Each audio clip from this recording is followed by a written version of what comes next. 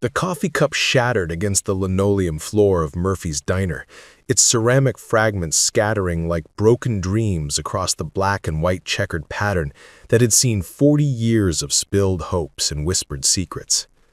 Maya Rodriguez didn't flinch as the scalding liquid splashed against her worn sneakers. She'd learned long ago that showing reaction only made the customers worse. "You stupid girl!" snarled the man in the expensive suit, his face red with the kind of rage that comes from someone who's never been told no. "I asked for my coffee black, not this sugary garbage. Can't you people do anything right?" Maya bent down to collect the larger pieces, her dark hair falling like a curtain around her face. At 28, she moved with the efficient grace of someone who had spent the last 6 years navigating between crowded tables, dodging wandering hands and absorbing insults that would have broken a lesser spirit. But Maya Rodriguez was not lesser. She was simply surviving. "I'll get you a fresh cup right away, sir," she said, her voice steady despite the tremor in her hands. The man's briefcase lay open on the table, revealing sheets of equations that made Maya's pulse quicken despite herself. Mathematical formulas sprawled across the papers like beautiful, complex poetry, differential equations that spoke to her in a language more familiar than English, more comforting than her mother's Spanish lullabies. The diner hummed with its usual Tuesday morning symphony, the sizzle of bacon on the griddle, the rhythmic chopping of onions, the whispered conversations of truckers planning their routes across state lines. If you're enjoying Maya's story so far, give this video a thumbs up and let me know in the comments what you think will happen next. Martha, the 60-year-old head waitress with silver hair and eyes that had seen everything twice, appeared at Maya's side with a mop and dustpan. "Don't let him get to you, honey," Martha whispered, her voice carrying the wisdom of someone who had survived 3 divorces, 2 bankruptcies, and 1 nervous breakdown. Men like that, they're just scared little boys who never learned manners. Maya nodded, but her attention remained fixed on the equations visible in the man's briefcase. Even upside down and partially obscured by his arm, she could see the fundamental flaw in his approach to what appeared to be a complex optimization problem. Her fingers itched to grab a pen, to show him that he was using the wrong methodology entirely, that his error lay in his assumptions about the boundary conditions. The bell above the diner's entrance chimed, announcing the arrival of another customer. Maya glanced up to see a woman in her 50s, impeccably dressed in a charcoal business suit that probably cost more than Maya made in 3 months. Dr. Elena Vasquez, the nameplate on her briefcase read, and behind her walked a younger man with the nervous energy of someone carrying important documents. "Table 7 just opened up," Martha noted, nodding toward the window booth that offered the best view of the sunrise, painting the Nevada desert in shades of gold and crimson. "Why don't you seat the lady while I finish cleaning this up?" Maya approached the newcomers with the practiced smile she'd perfected over years of service, warm enough to earn decent tips, distant enough to discourage unwanted advances. "Good morning. Right this way, please." As she led them to their table, she couldn't help but notice the woman's briefcase was also filled with mathematical papers. But these were different, cleaner, more sophisticated, dealing with what appeared to be quantum computing algorithms. The sight made her heart race with the same excitement she'd felt as a child when she discovered her first calculus textbook in the library's donation bin. "Coffee for both of you?" Maya asked, already reaching for the thermal carafe she kept filled with the good coffee. The blend she made fresh every hour, not the burnt swill most diners serve their customers. "Please," Dr. Vasquez replied, her voice carrying a slight accent that Maya recognized as educated Venezuelan. "And perhaps you could recommend something from the menu. We've been driving since Phoenix, and my assistant here hasn't eaten since yesterday." The assistant, a thin young man with thick glasses and ink-stained fingers, looked up from his tablet. "Actually, I'm fine with just coffee." "Nonsense, David," Dr. Vasquez interrupted gently. "Maya," she read the name tag pinned to Maya's uniform. "What would you suggest for someone who needs brain food? We have a very important presentation this afternoon." Maya found herself genuinely smiling for the first time that morning. "The blueberry pancakes are excellent. The blueberries are fresh, and they're full of antioxidants that are supposed to help with cognitive function. And I'd add a side of scrambled eggs with spinach for the protein and folate. Perfect, Dr. Vasquez said, closing her briefcase with a decisive snap. And perhaps you could settle a debate for us. David here insists that neural networks can solve any optimization problem given enough processing power, but I maintain that certain mathematical structures require more elegant approaches. The question hung in the air, like incense in a cathedral, sacred and unexpected. Maya felt her pulse quicken as she recognized the theoretical framework Dr. Vasquez was describing. This wasn't casual conversation. This was the kind of deep mathematical discussion she hadn't engaged in since her graduate school days, before life had intervened with its demands for rent money and survival. Well, Maya began carefully, her mind racing through possibilities, that would depend on the nature of the optimization problem. If you're dealing with convex functions and well-defined parameter spaces, neural networks can be incredibly effective. But if you're working with non-convex problems, especially those with multiple local optima, you might need to consider hybrid approaches that combine machine learning with traditional analytical methods. Dr. Vasquez's eyebrows rose slightly, and David looked up from his tablet with sudden interest. Across the diner, the man in the expensive suit was still struggling with his equations, completely unaware that the waitress he just berated could solve his problem in minutes. That's quite insightful, Dr. Vasquez said slowly. Have you studied mathematics? Maya felt the familiar tightness in her chest, the weight of dreams deferred and paths not taken. Some, she replied carefully. I'll get your order to the kitchen. As she walked away, Maya could feel Dr. Vasquez's eyes following her, but she forced herself to focus on the routine tasks that filled her days. Pour coffee for table 3. Take the order from the truckers in booth 5. Refill the sugar dispensers. Clean the coffee station. Simple, repetitive tasks that allowed her mind to wander to more complex territories, the mathematical landscapes where she felt most at home. The diner's kitchen was a symphony of organized chaos, with Louis the cook orchestrating a ballet of sizzling pans and chopping knives. At 62, Louis had been working in restaurant kitchens since he was 14, and his weathered hands moved with the precision of a surgeon and the speed of a magician. Order up for table 7, Maya called, clipping the ticket to the spinning wheel. Blueberry pancakes and a side of scrambled eggs with spinach.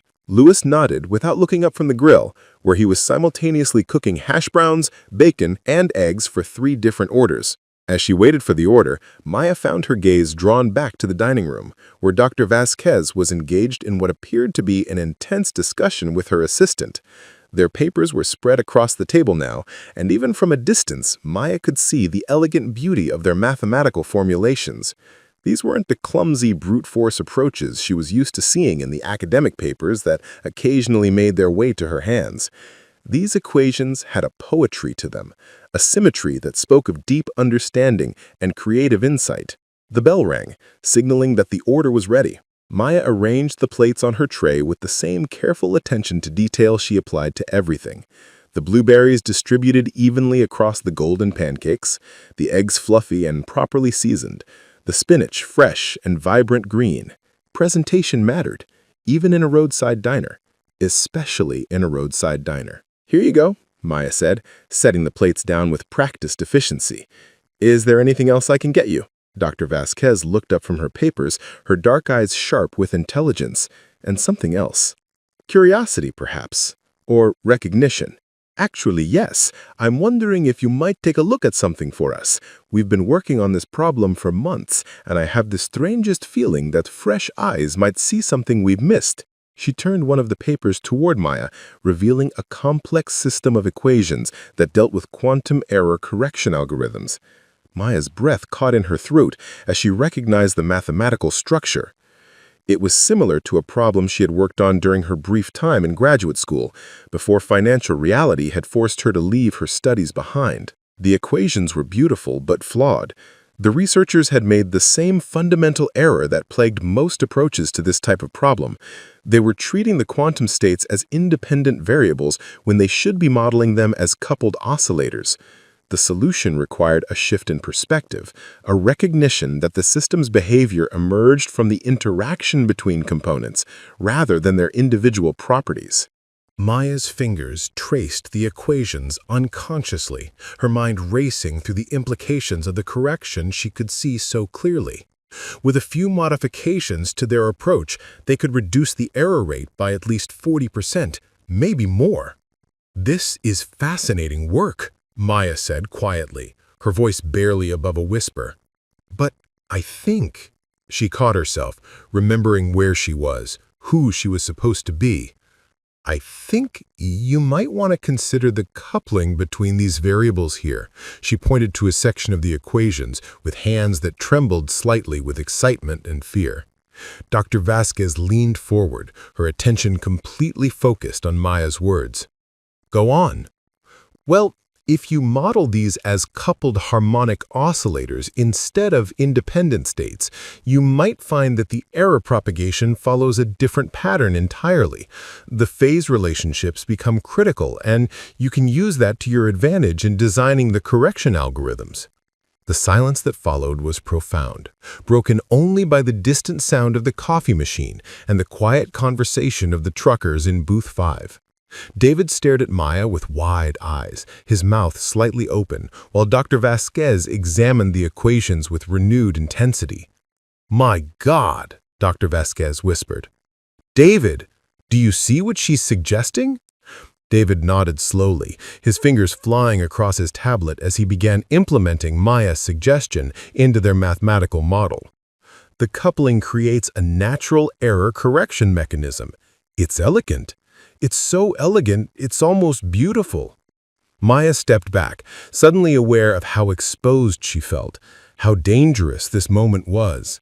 She had spent 6 years building walls around her intelligence, hiding her true nature behind the uniform and the practiced smile.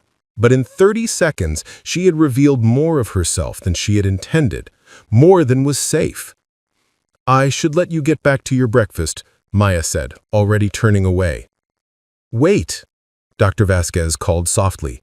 "Please, what's your background? Where did you study?" Maya paused, her hand resting on the back of an empty chair. The question hung between them like a bridge she wasn't sure she was ready to cross. In the distance, the man in the expensive suit was gathering his papers, preparing to leave without solving the problem that had been frustrating him all morning. Martha was refilling coffee cups with the steady rhythm of someone who had found peace in routine. Louis was calling out orders from the kitchen, his voice a comforting constant in the ever-changing symphony of the diner. This was her world now, Maya reminded herself. This was the life that she had chosen, or rather, the life that had chosen her. But looking at Dr. Vasquez's expectant face, at David's excited expression as he worked with her mathematical insight, Maya felt something she hadn't experienced in years. The possibility that there might be another way, another path forward. "I studied mathematics and physics at Stanford. I was working toward a PhD in theoretical physics before—" She gestured vaguely, encompassing the diner, her uniform, the life that had claimed her. "Before what?" Dr. Vasquez asked gently. Maya looked around the diner, taking in the familiar surroundings that had become both her prison and her sanctuary. Martha was watching from behind the counter, her expression unreadable but supportive. Louis had paused in his cooking to listen, and even the truckers had grown quiet, sensing the weight of the moment. "This was her world now," Maya said finally. "Before my father had a stroke and my mother needed help with the medical bills, before I realized that dreams don't pay for groceries or rent or physical therapy." The words hung in the air like smoke, carrying with them the weight of sacrifice and the sharp edge of dreams deferred. Dr. Vasquez nodded slowly, her expression shifting from curiosity to something deeper. Recognition, perhaps, of the forces that shape women's lives in ways both subtle and profound.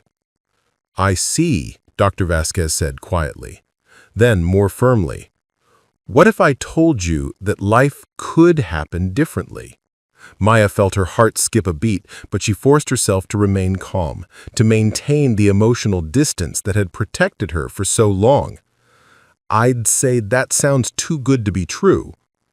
David, Dr. Vasquez said without taking her eyes off Maya, show her the company letterhead. David reached into his briefcase and pulled out a sheet of elegant corporate stationery. The logo at the top read, Dr. Elena Vasquez Quantum Technologies, and below it, in smaller print, Dr. Elena Vasquez, Chief Executive Officer and Founder. Maya stared at the letterhead, her mind processing the implications. This wasn't just an academic discussion or a chance encounter with fellow mathematics enthusiasts.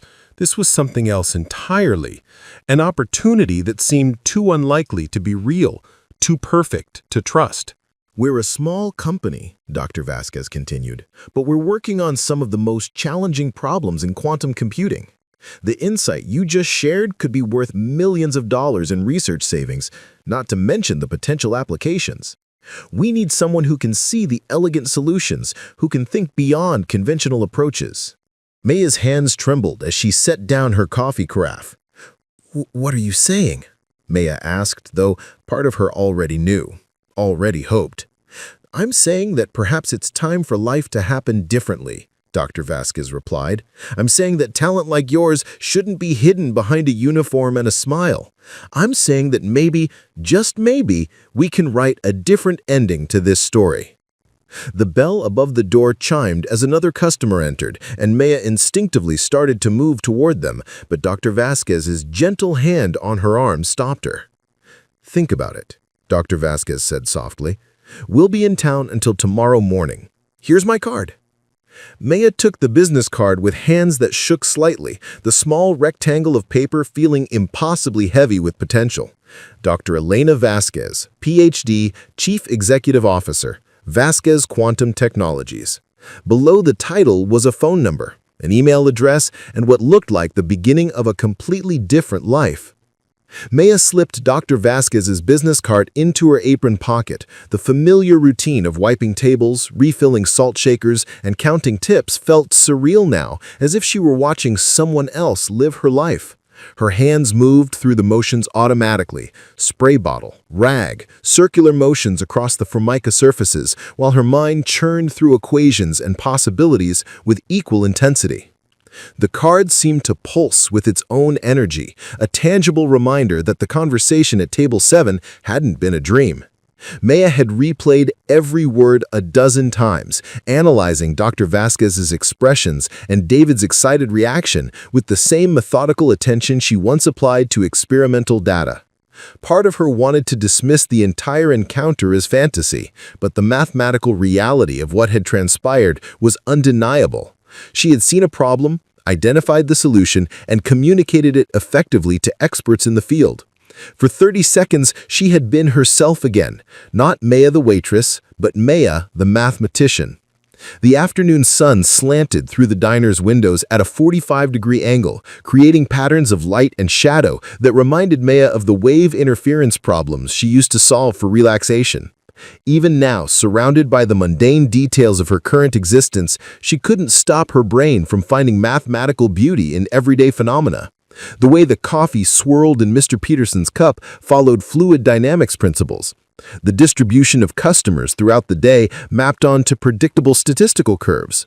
The world was full of equations hiding in plain sight, just as she was. Martha approached with the gentleness of someone who had watched Maya struggle through 6 years of disappointment and small defeats. At 60, she had lived through enough dreams deferred to recognize the signs. The way Maya's shoulders had straightened after talking to Dr. Vasquez, the new brightness in her dark eyes, the slight tremor in her hands that came from hope rather than exhaustion. "Want to talk about it?" Martha asked, settling beside Maya at the counter with 2 cups of the good coffee. The diner had emptied during the afternoon lull, leaving them alone except for Tommy, a regular who nursed his coffee and read mystery novels in booth 3 every day from 2 to 5. Maya stared into her coffee, watching the cream swirl in patterns that reminded her of galaxy formations. "I don't know what to say. It feels too good to be true, you know? Like, if I talk about it too much, it might disappear." Honey, I've seen you solve calculus problems on napkins during your breaks. I've watched you explain physics concepts to your nephew using sugar packets and salt shakers. You think any of us are surprised that some fancy scientist recognized what you can do? The words hit Maya like a gentle slap, forcing her to confront a truth she had been avoiding for years. She had convinced herself that her intelligence was hidden, that her mathematical abilities were a secret known only to her. But Martha had noticed. Louise had made comments about her smart girl tricks when she helped optimize the kitchen workflow. Even some of the regular customers had begun bringing their kids' homework problems for her to explain. It's not that simple, Martha. I left Stanford 6 years ago. I don't have a degree. I haven't published any research. What if they realize I'm not who they think I am? Martha laughed, a sound like wind chimes in a gentle breeze. Maya Louise, you are exactly who they think you are. You're just scared to believe it yourself. The truth of Martha's words settled into Maya's chest like warm honey, sweet and nourishing, but almost too rich to accept. She thought about her small apartment 10 minutes from the diner with its second-hand furniture and carefully budgeted expenses. Her laptop, purchased 3 years ago with tip money, sat on her kitchen table loaded with mathematical software she had taught herself to use. Her notebooks, filled with solutions to problems she found in online journals, were stacked neatly beside her bed. She had never stopped being a mathematician. She had simply stopped believing that being a mathematician was something she was allowed to be professionally. "What about Papa?" asked Maya, voicing the fear that had kept her trapped for 6 years. "The physical therapy, the medications, the doctor's visits, I'm the only one who can manage all of that." Your father is a proud man, Martha said carefully. How do you think he feels knowing that his brilliant daughter is serving coffee instead of changing the world because she's taking care of him? The question was like a key turning in a lock that Maya hadn't realized existed. She thought about her father, Roberto, who had worked construction for 30 years until the stroke had stolen his ability to speak clearly and use his right arm. Even now, struggling with his rehabilitation, his eyes lit up whenever Maya explained a concept she had learned. Her phone buzzed with a text message from her mother. "Mija, your father wants to know if you can help him with the physical therapy exercises tonight. Also, Mrs. Chen brought soup again. She says to tell the waitress that her grandson understands fractions now." Maya smiled despite her uncertainty. Mrs. Chen's grandson was 8 years old, and Maya had spent an afternoon showing him how fractions worked using pie charts drawn on paper placemats. Word traveled quickly in their neighborhood. The brilliant young woman who worked at Murphy's Diner and could explain any mathematical concept in terms that made sense. She had become an unofficial tutor to half the children in the area, and their parents showed their gratitude with homemade meals and small kindnesses that made her cramped life feel rich with community. "You've built something beautiful here," Martha observed, reading Maya's thoughts with the intuitive wisdom of someone who had spent decades watching people navigate the complex geography of their lives. But beautiful doesn't mean permanent. Sometimes the most beautiful thing you can do is trust that what you've built is strong enough to survive change. The words hung between them like a bridge Maya wasn't sure she was ready to cross. Change meant risk, and risk meant the possibility of losing everything she had worked to create. Maya's income from the diner wasn't generous, but it was reliable, and reliability had become her most cherished luxury.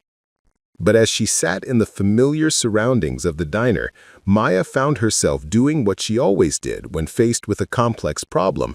She began to analyze the variables and calculate the potential outcomes. Her current trajectory was predictable.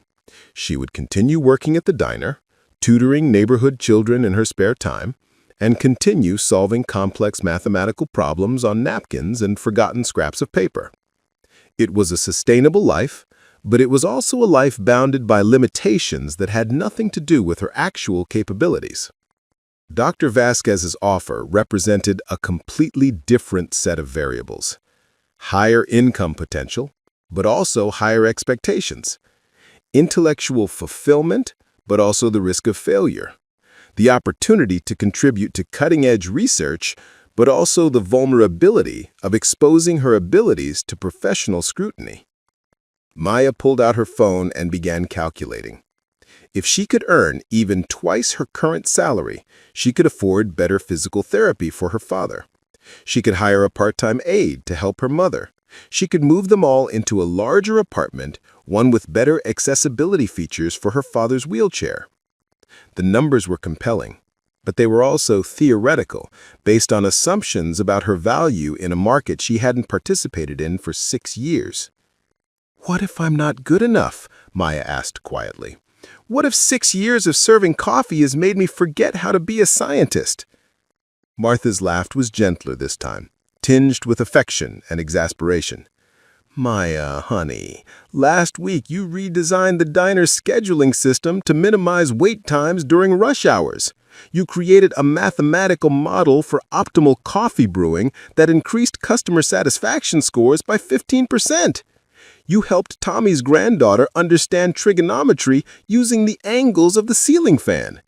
You haven't forgotten how to be a scientist. You've just been practicing in a different laboratory." The observation struck Maya with the force of revelation.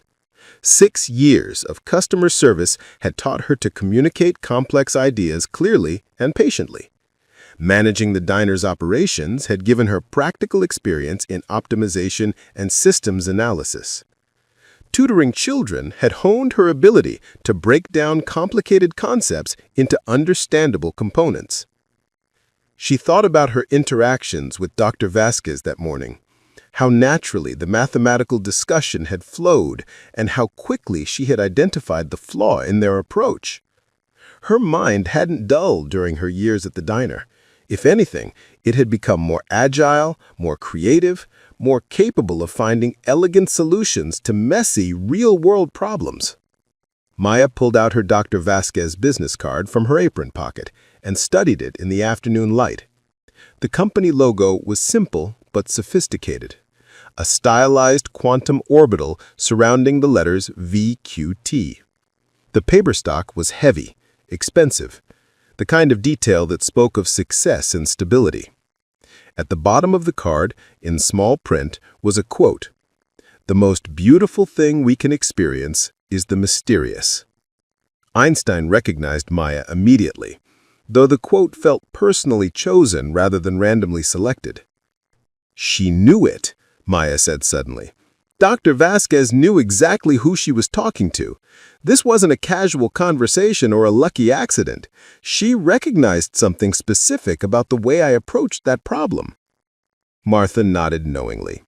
"Smart people recognize other smart people, honey. It's like a frequency they can all tune into." Maya thought about the morning's encounter from Dr. Vasquez's perspective. A successful businesswoman, presumably accustomed to working with highly educated professionals, had been impressed not just by Maya's mathematical insight, but not by something else: the speed with which she had grasped the problem, the elegance of her proposed solution, and the confidence with which she had communicated her ideas. Those weren't skills that could be faked or stumbled into accidentally. They were the result of deep understanding and natural ability that had survived 6 years of apparent dormancy. Her phone buzzed again, this time with a call from her mother. Maya answered with the mixture of affection and concern that had become her default emotional state whenever her parents contacted her. "Mija, how was work today?" her mother asked in Spanish, her voice carrying the forced cheerfulness she had developed since her husband's stroke. "Your father wants to know if you'll have time to look at those insurance papers tonight. They sent more forms, and you know how confused we get with all the medical terms." "Of course, Mama. I'll be home in an hour. How is Papa feeling today?" "Better, I think. He tried to work on those math puzzles you gave him, the ones from the newspaper. He got frustrated because his hand still shakes when he writes, but he was smiling when he figured out the solutions in his head. He's proud of his smart daughter." The words hit Maya like a gentle fist to the sternum, forcing her to confront the selfish aspects of her current dilemma.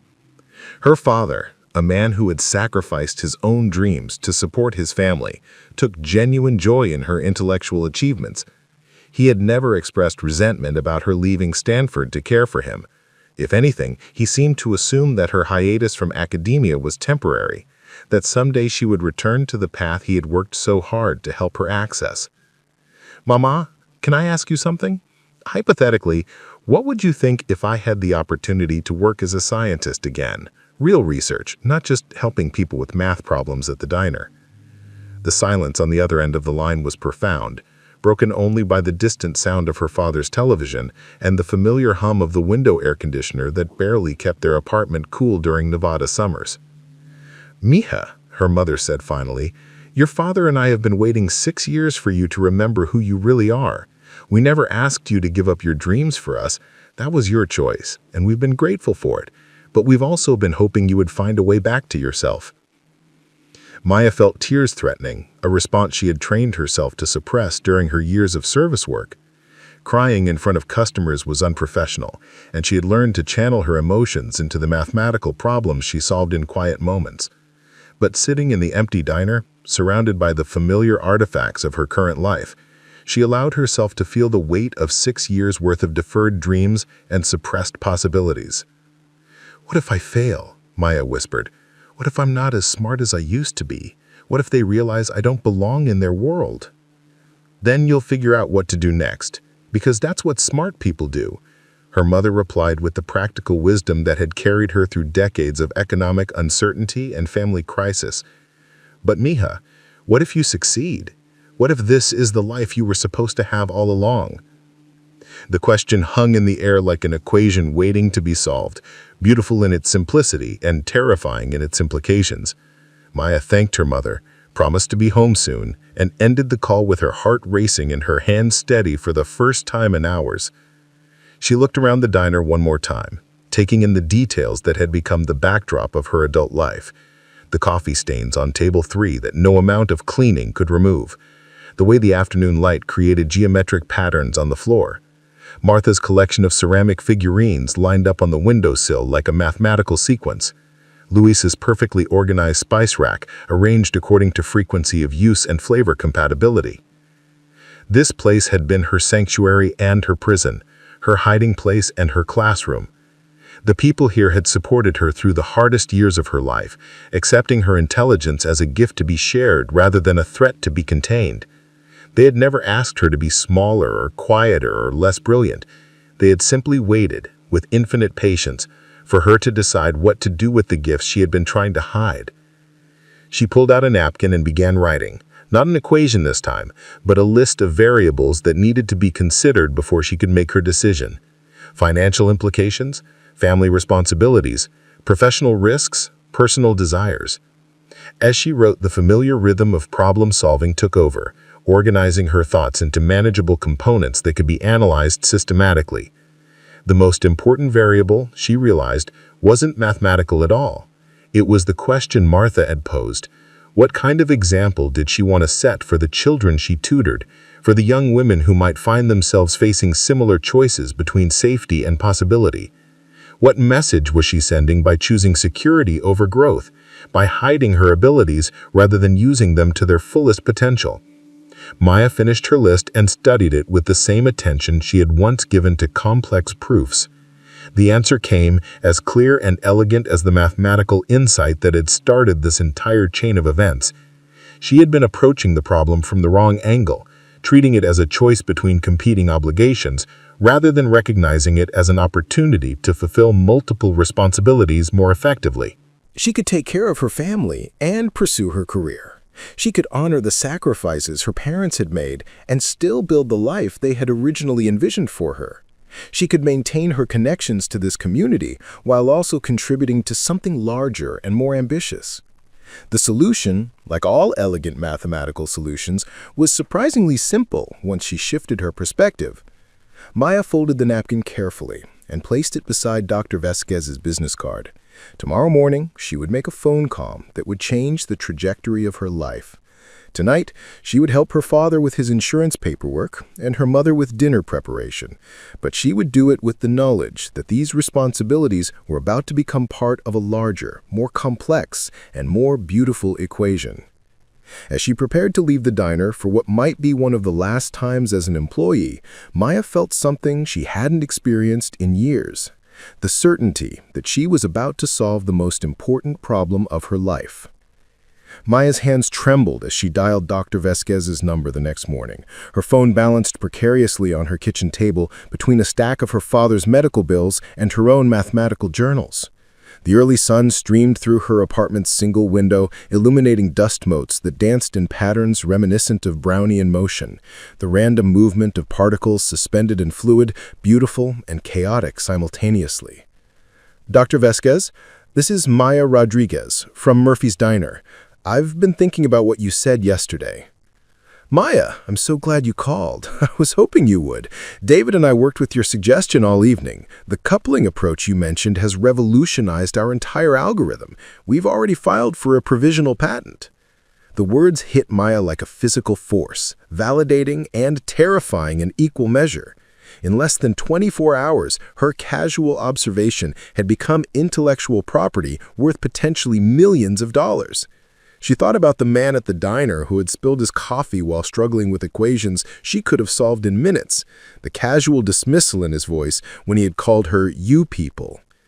"I'd like to hear more about the position," Maya said, surprising herself with the steadiness of her voice.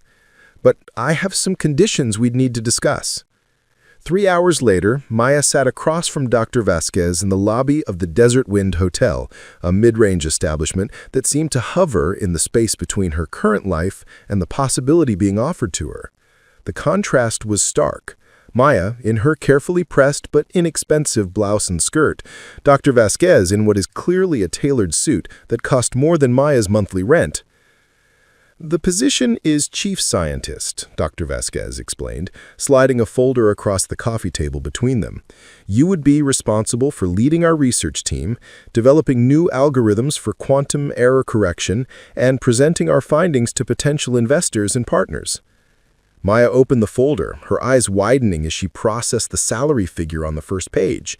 It was more than triple what she made at the diner, enough to afford the best medical care for her father, enough to move her parents into a proper house with wheelchair accessibility, enough to pay back the debts that had accumulated during her father's initial hospitalization. "This is generous," Maya said carefully, "but I need you to understand my situation completely. I don't have a completed PhD, I haven't published research papers, I've been out of academic mathematics for 6 years. Dr. Vasquez leaned forward, her expression serious but not unkind. "Maya, yesterday you solved in 30 seconds a problem that had been frustrating our team for months. Your insight has already generated more value than most PhDs produce in entire careers. I'm not offering you this position because of your credentials. I'm offering it because of your mind." The validation felt almost too intense to absorb. Maya had spent 6 years convincing herself that her intelligence was theoretical, untested by the rigorous standards of professional research. But Dr. Vasquez was telling her that her natural abilities were not only intact, but superior to those of traditionally credentialed scientists. "There's something else," Maya continued, steeling herself for what might be a deal-breaking revelation. "I can't relocate immediately. My father is recovering from a stroke, and my family depends on my support. I would need to arrange care for him before I could move to California." Dr. Vasquez surprised her by smiling. "Who said anything about California? We're opening a research facility right here in Nevada. The state offers excellent tax incentives for tech companies, and frankly, I think the best work happens when brilliant people aren't distracted by the politics and posturing of traditional academic centers." Maya felt something loosen in her chest, a knot of anxiety she hadn't realized she was carrying. The possibility of pursuing her career without abandoning her family responsibilities seemed too perfect to trust, but Dr. Vasquez's matter-of-fact tone suggested this wasn't a charitable accommodation, but a genuine business decision. "I want you to visit our temporary offices this afternoon, meet the team, see the work we're doing, and then make your decision. But, Maya, She paused, her expression growing intense. "I want you to understand something. What you did yesterday wasn't luck or coincidence. It was the kind of intuitive mathematical insight that defines breakthrough research. I've been in this field for 20 years, and I recognize rare talent when I see it." The drive to Vasquez Quantum Technologies took Maya through a part of town she rarely visited, past new office complexes and research parks that had sprouted up around the university during her years of absence from academic life. The temporary facility occupied the top 2 floors of a gleaming building that seemed to pulse with technological possibility. David met her in the lobby, his excitement barely contained as he led her through security and into an elevator that moved with whisper-quiet efficiency. "Dr. Vasquez told me you were coming. I've been dying to show you what we accomplished with your algorithm modification." The elevator doors opened onto a space that took Maya's breath away. Floor-to-ceiling windows offered panoramic views of the Nevada desert, while the interior buzzed with a controlled energy of serious scientific work. Whiteboards covered in complex equations lined the walls, and workstations equipped with multiple monitors displayed 3-dimensional mathematical models that rotated slowly in virtual space. "This is incredible," Maya whispered, taking in the sophisticated equipment and the obvious dedication of the team members who barely looked up from their work as she passed. "Wait until you see the quantum simulator," David said, leading her toward a room that hummed with the sound of advanced cooling systems. "Your coupling approach has allowed us to model error correction scenarios that were impossible before. We're talking about a 47% improvement in quantum coherence times." Maya stared at the machine, her mind racing to understand the implications of what David was telling her. Quantum coherence was the holy grail of quantum computing, the ability to maintain quantum states long enough to perform useful calculations. If her simple observation had led to nearly 50% improvement, the commercial applications were staggering. "How many people are on the research team?" Maya asked, trying to keep her voice casual while her brain calculated the complexity of the work being performed around her. 12 right now, but Dr. Vasquez wants to expand to 25 within 6 months. You would be directing the theoretical research while she focuses on the business development and funding. It's exactly the kind of collaborative environment where mathematical insights can be translated directly into technological breakthroughs. They spent the next hour touring the facility, and with each new area, Maya felt more convinced that she had stumbled into a dream scenario. The library contained both physical books and digital access to every major scientific journal. The computational resources were state-of-the-art, capable of running simulations that would have taken months on university systems. Most importantly, the atmosphere was one of intellectual excitement and mutual respect. Brilliant people working together to solve problems that mattered. But as Maya prepared to leave the facility, her phone rang with a call from her mother that brought her crashing back to the realities of her current life. "Mija, I'm at the hospital with your father. He fell trying to get out of bed, and the doctors want to run tests to make sure he didn't hurt his head." Maya's stomach dropped as she processed the implications. Her father's balance had been improving steadily, but the stroke had left him with episodes of dizziness that could be dangerous if he tried to move without assistance. The medical bills from his initial hospitalization had taken 2 years to pay off, and another emergency could destroy the financial stability she had worked so hard to achieve.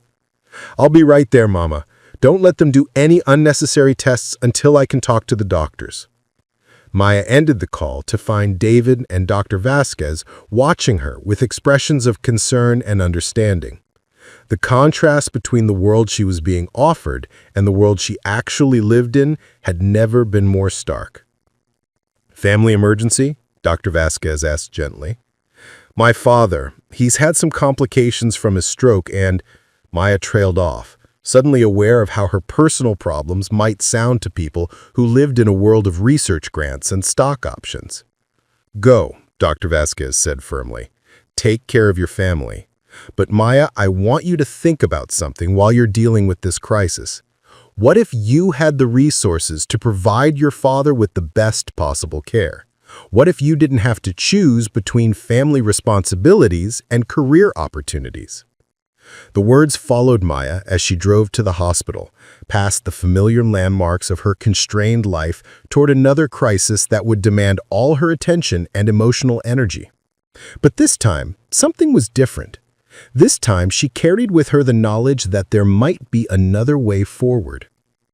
At the hospital, Maya found her parents in the emergency room, her father looking embarrassed and uncomfortable in the hospital gown, while her mother paced with the nervous energy that had become her default state since his stroke. The attending physician, Dr. Stevens, was someone Maya had dealt with before. Competent but harried, the kind of overworked professional who made decisions based more on insurance coverage than optimal care. Miss Rodriguez, your father appears to have had a minor fall. His vital signs are stable, but given his medical history, we'd like to run a CT scan to rule out any neurological complications. Maya nodded, her mind automatically calculating the cost of the procedure against her family's insurance coverage and savings. The CT scan was probably unnecessary given her father's symptoms, but the hospital's liability concerns would make it standard protocol. Doctor, what specifically are you looking for with the scan? His pupils are responsive, he's oriented to time and place, and he doesn't show signs of confusion. Dr. Stevens looked at her with the mild surprise that medical professionals often showed when patients' family members demonstrated knowledge of medical procedures. You're right that his presentation is encouraging, but with stroke patients, we prefer to err on the side of caution. I understand. Can we discuss the clinical indicators that would suggest actual neurological involvement versus mechanical fall risk? For the next 10 minutes, Maya engaged Dr. Stevens in a detailed discussion of her father's symptoms and medical history, asking the kind of specific questions that demonstrated both her intelligence and her commitment to her father's care. By the end of the conversation, they had agreed to monitor her father for several hours before making a decision about the CT scan, potentially saving her family thousands of dollars in medical expenses. As they waited, Maya sat beside her father's hospital bed and found herself thinking about Dr. Vasquez's question. What if she did have the resources to provide optimal care? What if she could afford the private physical therapy that would accelerate his recovery, the home modifications that would prevent future falls, the peace of mind that came with financial security? Mija, her father said quietly, his speech still slightly slurred but much clearer than it had been in the months immediately following his stroke. You look different today when you left this morning. Excited. Happy. What's happening? Maya took his hand, noting how the strength had returned to his grip over the past year of rehabilitation. Papa, what would you say if I told you I might have the opportunity to work as a scientist again? His eyes brightened with an intensity she hadn't seen since before his illness. I would say it's about time, and I would ask you what's taken so long to remember who you really are. The simple words carried the weight of 6 years' worth of unspoken conversations, the dreams they had both set aside without ever formally acknowledging the sacrifice. Maya realized that her father had been waiting, just as patiently as everyone else in her life, for her to find her way back to herself. 3 hours later, after the medical crisis had resolved without requiring expensive interventions, Maya drove her parents home with a clarity of purpose she hadn't felt in years. Her father was stable, her family was secure, and she had been offered an opportunity that could transform not just her life, but her ability to care for the people she loved. But as she helped her father settle into his favorite chair and watched her mother bustle around the kitchen preparing dinner, Maya realized that taking the job would require more than just personal courage. It would require her to trust that the people who had supported her through the hardest years of her life would continue to support her as she reached for something bigger. The next morning, Maya arrived at Murphy's Diner early, before the breakfast rush, but after Martha had completed her opening routine. The familiar smells felt both comforting and strange. "So?" Martha said without preamble, looking up from the coffee filter she was replacing. "Did you call that fancy scientist lady?" I did more than call her. I visited their offices, met their team, and learned that they want to offer me a position as chief scientist. Martha's face broke into a smile that seemed to light up the entire diner. Chief scientist? Listen to that! My girl's gonna be chief scientist! I haven't accepted yet. There are still so many things that could go wrong. What if I'm not smart enough? What if I can't handle the pressure? What if they realize they made a mistake? Maya Rodriguez, Martha said, her voice taking on the tone she used with customers who needed to hear difficult truths. You have been solving everyone else's problems for 6 years. Mathematical problems, scheduling problems, family problems, money problems. You've managed a household medical crisis, put yourself through informal graduate education, and maintain your sanity while working a job that would drive most people crazy. If you can't handle being chief scientist, then nobody can. The words hit Maya like a mathematical proof, each statement building logically on the previous one until the conclusion was undeniable. She had been thinking of the position as a test of her abilities, but Martha was right. She had already been tested, repeatedly and rigorously, by circumstances far more challenging than any research project.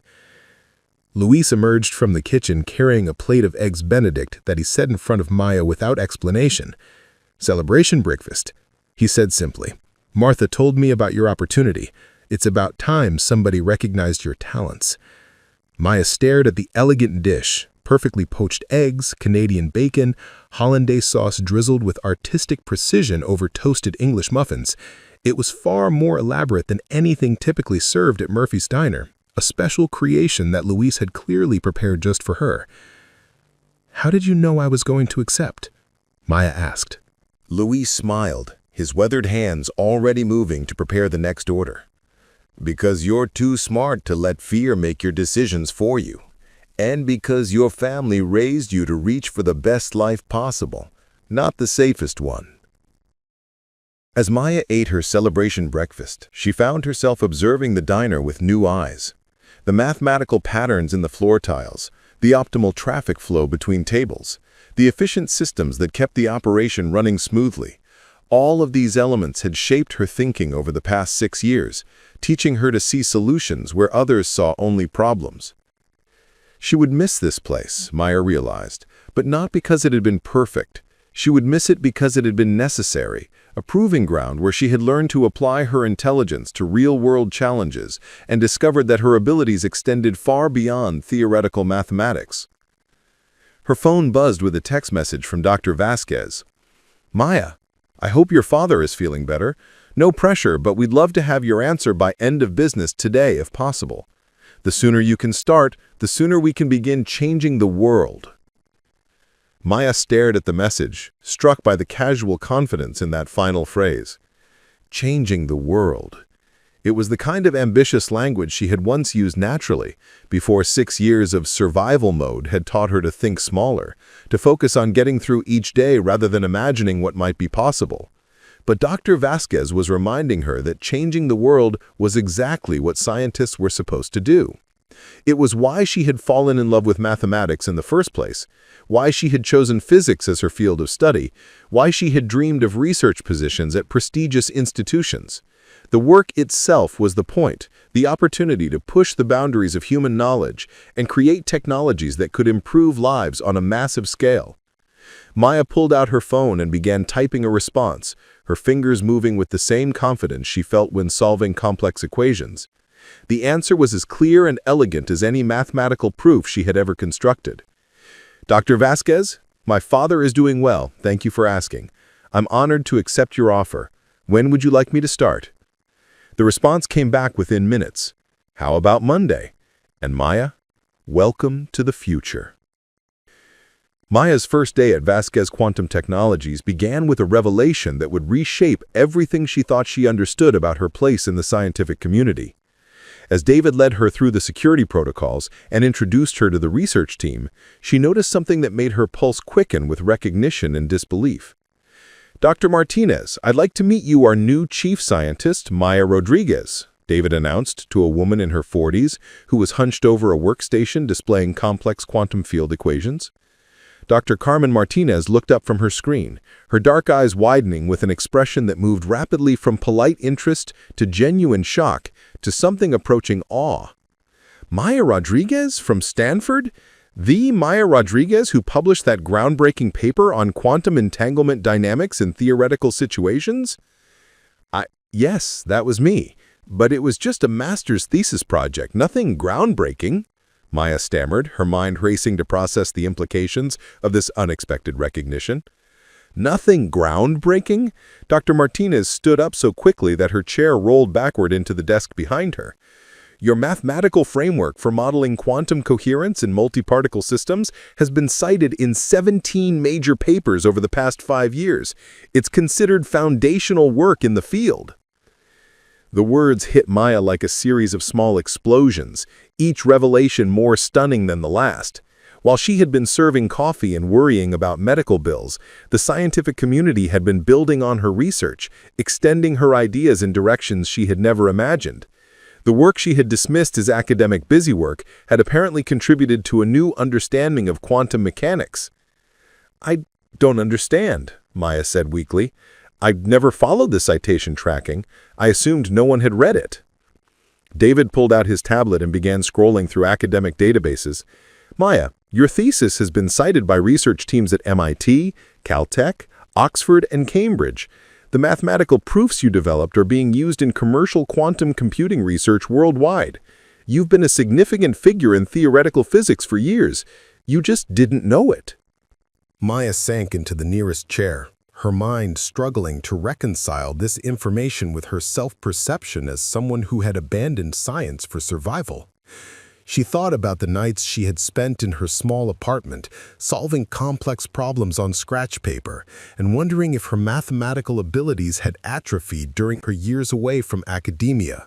All that time, her previous work had been influencing cutting-edge research conducted by some of the most brilliant minds in the world.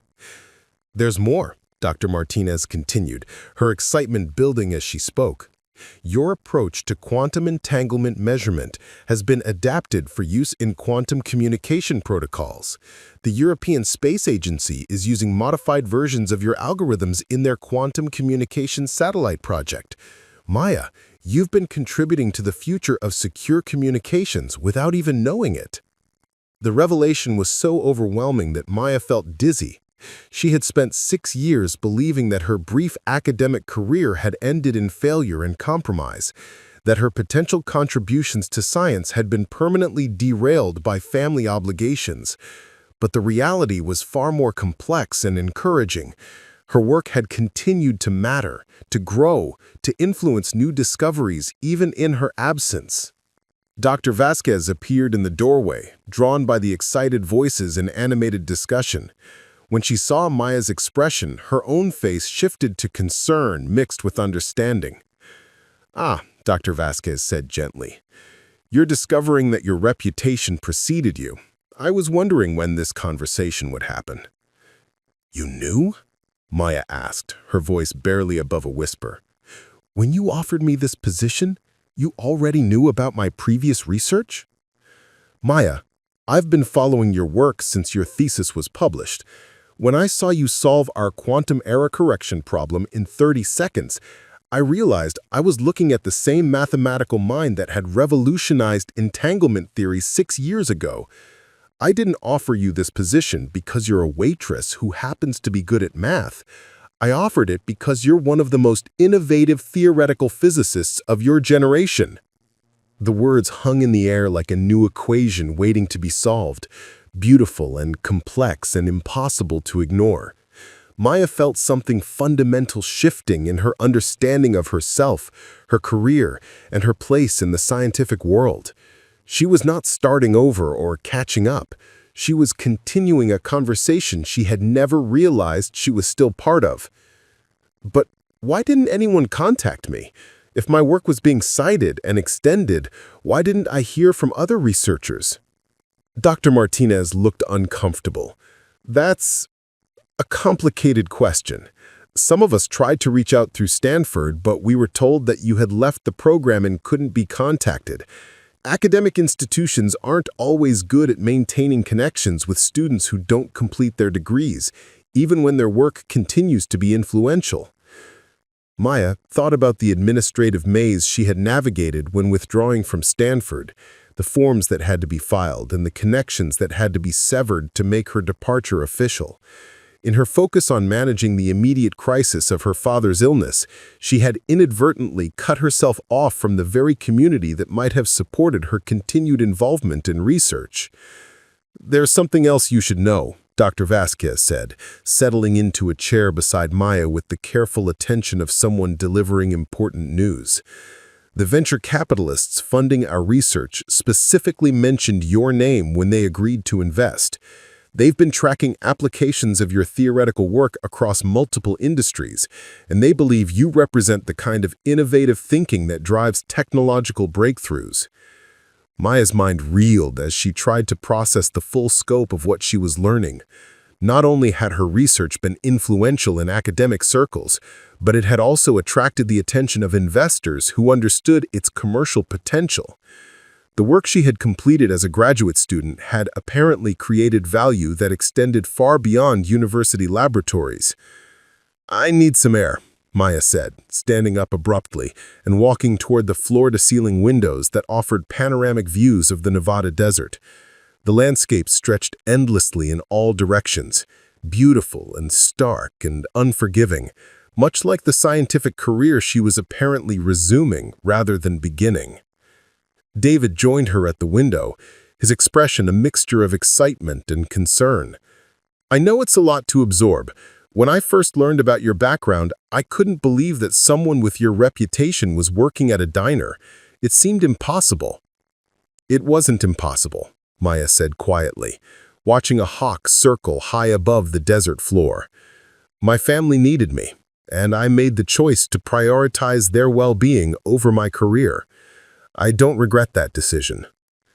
"But now you don't have to choose," Dr. Vasquez said, approaching them with the measured steps of someone who understood the delicate nature of the moment. "Now you can pursue your research and support your family at the same time. In fact, your unique perspective, someone who understands both theoretical physics and real-world problem-solving, might be exactly what this field needs." Maya turned from the window to study the faces of her new colleagues, each of them looking at her with expressions of respect and anticipation that she had never expected to see again. These weren't people offering her charity or taking a chance on an unknown quantity. They were established scientists who had been hoping to work with her for years. The realization was both exhilarating and terrifying. For 6 years, Maya had operated under the assumption that she was rebuilding from scratch, starting over at the bottom of a ladder she had fallen from long ago. But the truth was far more complex and encouraging. She had never actually fallen. She had simply stepped away from a conversation that had continued without her, a conversation she was now being invited to rejoin at a much higher level than she had ever imagined possible. "I need to see the research," Maya said suddenly, her scientific curiosity overriding her emotional overwhelm.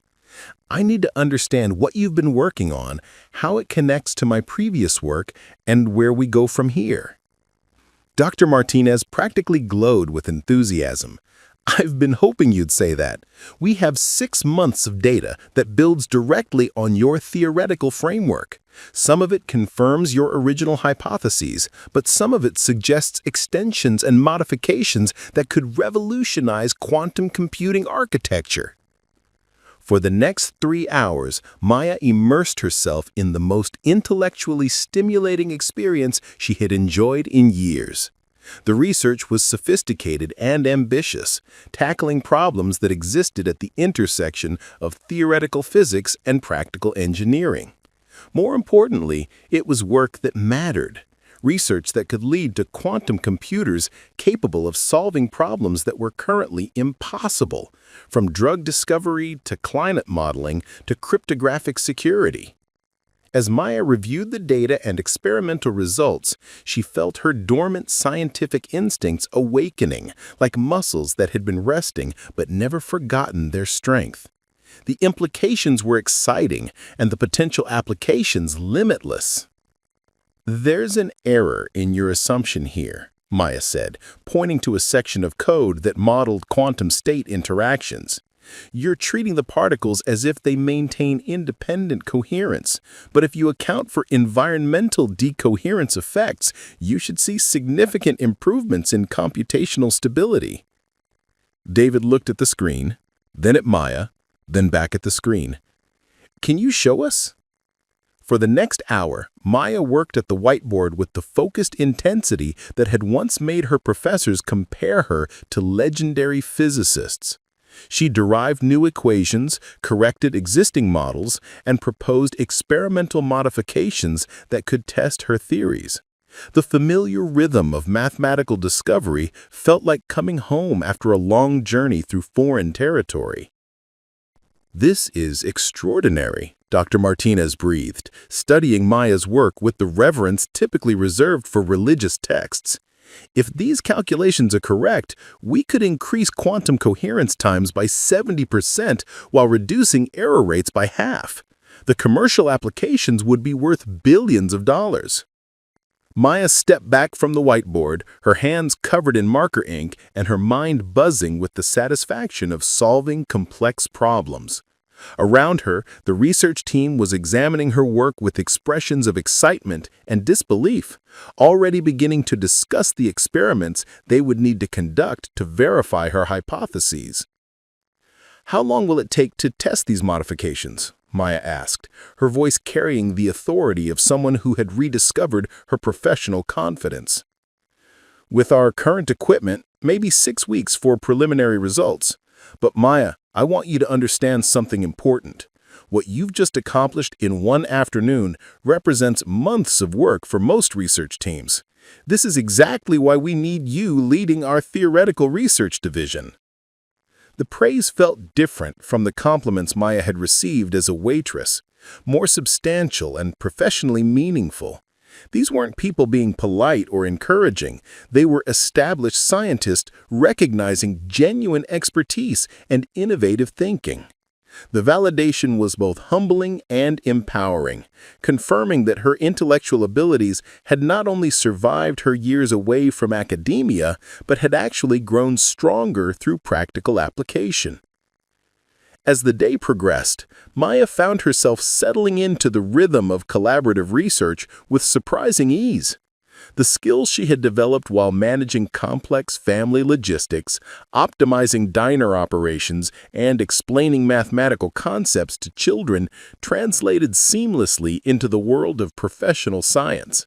If anything, her years of real-world problem-solving had made her more effective at identifying practical applications for theoretical insights.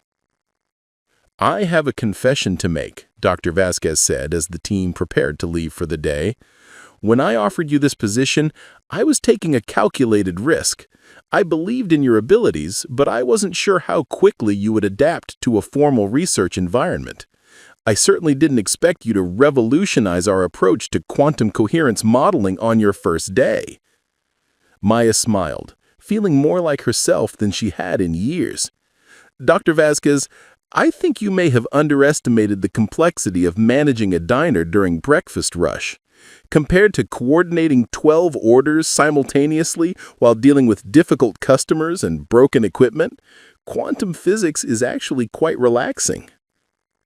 The laughter that followed was warm and genuine, the kind of collegial atmosphere that Maya had dreamed of during her graduate school days. She was surrounded by people who understood her jokes, appreciated her insights, and valued her contributions. More importantly, she was working on problems that mattered, research that could genuinely improve the world in measurable ways. As Maya drove home that evening, her mind still racing with equations and experimental possibilities, she realized that the day had been about much more than professional recognition. It had been about reclaiming a fundamental part of her identity that she had thought was lost forever. She wasn't just Maya, the waitress, who happened to be good at math. She was Dr. Maya Rodriguez, theoretical physicist and research scientist, temporarily disguised as a waitress, but never truly diminished by the experience. 6 months after Maya's first day at Vasquez Quantum Technologies, the scientific community was buzzing with news of a breakthrough that would reshape the future of quantum computing.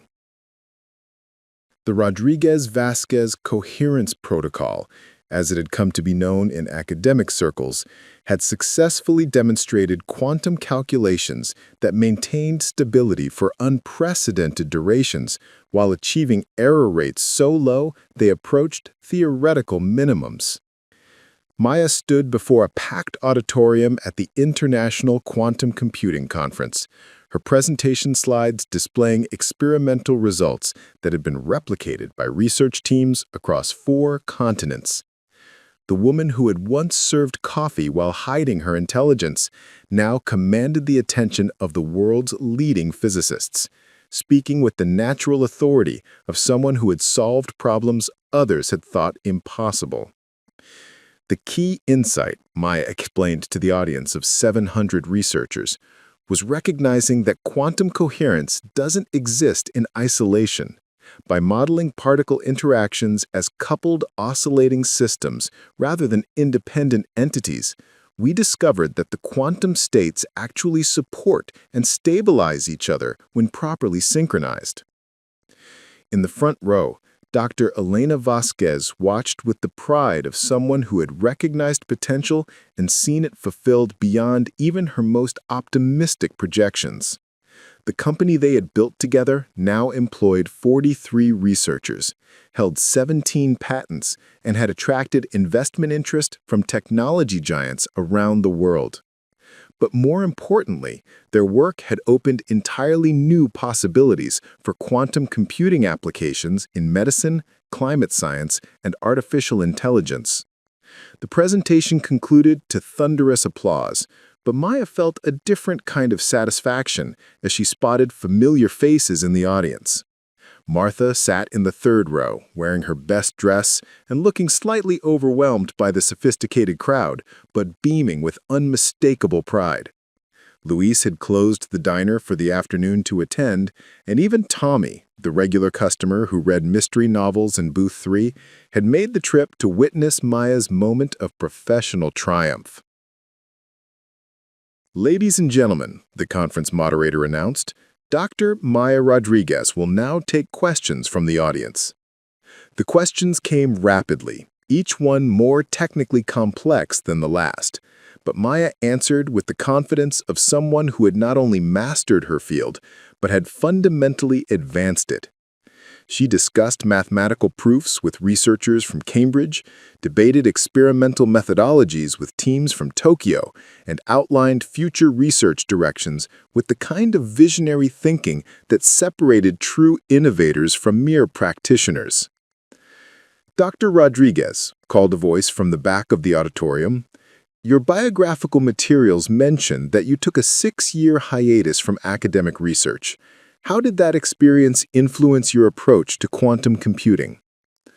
Maya paused, considering how to explain the connection between serving coffee and revolutionizing quantum mechanics. The question touched on something she had been thinking about for months: the unexpected ways that her years at Murphy's Diner had prepared her for scientific leadership. "Those 6 years taught me to see problems from perspectives that pure academic training might not have provided. When you're managing complex systems under pressure, whether it's coordinating multiple food orders during breakfast rush or caring for a family member with medical needs, you learn to identify the essential variables and ignore the irrelevant complications. That kind of practical problem solving translates directly to theoretical research." She paused, looking out at the audience of accomplished scientists, many of whom had never worked outside academic or corporate research environments. "More importantly, those years reminded me that scientific research isn't an abstract exercise. The work we do in laboratories has to connect to real human needs and real-world applications. Every equation I solve, every experimental protocol I design, I think about how it might eventually help someone, Maybe a student struggling with homework, maybe a family dealing with medical expenses, maybe an entire community that could benefit from technological advances. The response that followed was unlike anything Maya had experienced at academic conferences. Instead of polite applause, the audience erupted in something approaching a standing ovation, as if she had articulated something they had all felt but never expressed: the connection between scientific work and human purpose. Maya Rodriguez's transformation from waitress to world-renowned quantum physicist began at Murphy's Diner in Nevada, where she spent 6 years serving coffee while secretly solving advanced mathematical problems on napkins during her breaks. Having left Stanford's graduate program to care for her father Roberto, who suffered from a degenerative neurological condition, Maya had resigned herself to a life where her brilliant mathematical mind remained hidden behind economic necessity. Everything changed when Dr. Elena Vasquez, a quantum computing researcher, discovered Maya's napkin calculations and recognized the genius concealed within the diner's bustling environment. This chance encounter led to Maya joining Vasquez Quantum Technologies, where her unconventional background and practical problem-solving approach proved invaluable in developing revolutionary quantum computing applications. Maya's unique perspective, shaped by years of juggling complex problems under pressure, enabled her to develop the groundbreaking Rodriguez-Vasquez Coherence Protocol. This innovation solved critical quantum decoherence problems that had stumped traditional researchers, making practical quantum computers feasible for real-world applications. Her conference presentation of this work marked her emergence as a leading figure in quantum computing, but more importantly, it demonstrated that brilliance could emerge from the most unexpected circumstances. The success transformed her family's life dramatically. Roberto received advanced medical care that significantly improved his speech and mobility, while her mother Rosa was able to reduce her cleaning jobs and pursue personal interests. Their new accessible home with a therapy garden symbolized not just economic improvement, but the restoration of dignity and hope that Maya's hidden years had temporarily obscured. Rather than simply enjoying personal success, Maya recognized that her story represented a broader societal failure to identify and nurture talent. She established comprehensive programs to address this systematic waste of human potential, beginning with full-ride scholarships for promising students from low-income families, particularly focusing on young women and underrepresented minorities in STEM fields. The first scholarship recipient, Sofia Martinez, exemplified the hidden genius Maya sought to uncover, a teenager solving calculus problems on napkins while working as a restaurant server. Sofia's subsequent academic success at MIT, achieving a 4.0 GPA in advanced mathematics and theoretical physics, validated Maya's belief that intelligence flourished in unexpected places when given proper opportunities. Maya's vision expanded beyond individual scholarships to systemic change. The Rodriguez Institute for Applied Intelligence became a global network identifying unconventional talent through innovative assessment tools that focused on creative problem-solving rather than formal credentials. These assessments discovered brilliance in carpenters developing geometric solutions, nurses creating optimization models, and truck drivers devising superior logistics algorithms. The transformation of Murphy's Diner into the Murphy's Mathematics Center represented poetic justice and practical vision. The space that had once hidden Maya's talents became a nurturing environment where neighborhood children received tutoring, working adults took evening mathematics courses, and the Hidden Genius Initiative provided research support for analytically gifted individuals regardless of formal credentials. Maya's influence expanded internationally as her model for unconventional talent development was implemented in 43 countries. Her approach proved that systematically identifying and nurturing hidden intellectual resources led to measurable improvements in scientific innovation, economic productivity, and social mobility. Countries adopting comprehensive talent identification systems began addressing long-standing problems with fresh perspectives that traditional experts had missed.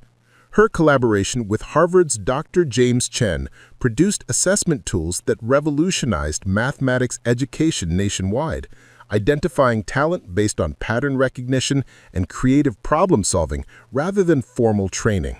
The first national talent search revealed top scorers among diverse professionals, carpenters, nurses, and truck drivers, whose practical problem-solving skills translated into groundbreaking theoretical insights. Throughout her research career, Maya maintained her commitment to open scientific collaboration, ensuring breakthrough discoveries were accessible to researchers worldwide, regardless of institutional affiliation. Her quantum computing advances, particularly in climate modeling applications, demonstrated how unconventional perspectives could accelerate solutions to humanity's most pressing challenges. Dr. Sofia Martinez's evolution from scholarship recipient to leading quantum researcher exemplified the exponential impact of Maya's approach. Sofia's breakthrough algorithms for quantum computers promised practical climate modeling solutions within 2 years, directly addressing global environmental challenges through the mathematical insights of a former restaurant server. Stanford University's offer of the Maya Rodriguez Chair in Applied Quantum Research represented institutional acknowledgement of past failures and commitment to supporting brilliant students facing economic challenges. Maya's acceptance came with conditions ensuring the Research Institute maintained strong community connections and engaged with non-traditional educational settings. The Murphy's Mathematics Center network expanded globally, with graduation ceremonies celebrating students from working-class families who earned acceptance to prestigious universities. These celebrations honored not just individual achievements, but proof that talent existed everywhere, while opportunity remained scarce. 20 years after leaving Murphy's Diner, Maya's return to the transformed space reflected on the countless variables that had aligned to create her opportunity for recognition. Her reflection on whether someone else would have eventually recognized her potential led to the crucial realization that talent consistently makes itself known despite circumstances attempting to hide it. The wall display, chronicling hundreds of program graduates' achievements in science, technology, medicine, and engineering, represented diverse faces and backgrounds whose potential had been identified despite economic challenges and unconventional educational paths. The center's motto, "Intelligence is everywhere. Opportunity should be too," embodied the revolutionary principle that had guided Maya's transformation from personal success to global movement. Maya Rodriguez's journey transcended personal transformation to become a template for recognizing and developing human potential. Her story proved that intelligence and innovation emerge from unexpected places when given appropriate opportunities to flourish, challenging the assumption that brilliance belongs exclusively to traditional elites. Her quantum computers, representing decades of research, beginning with coffee-stained napkin equations, symbolize the power of recognizing talent wherever it exists.